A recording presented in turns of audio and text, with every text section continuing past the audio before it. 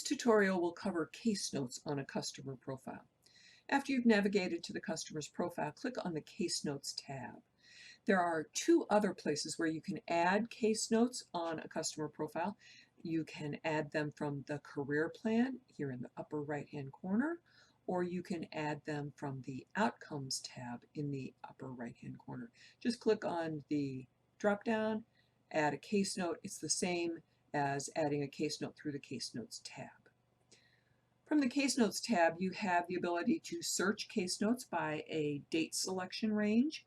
You can filter case notes by clicking at the top of any of the columns so that you can look for a particular person, whether it was entered by the system, the date that it was entered, or any of the items available. You can filter your case notes by those dates.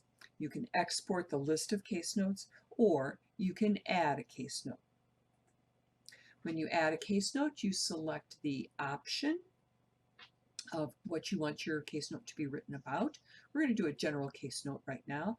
Today's date. We're going to put a subject line in.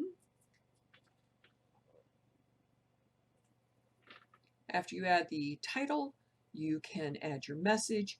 Select whether you want it to go just as an Illinois workNet message, as a message and an email, or as just saved as a case note. If you decide to send it as a message and an email, select who the people are that would be receiving the email message.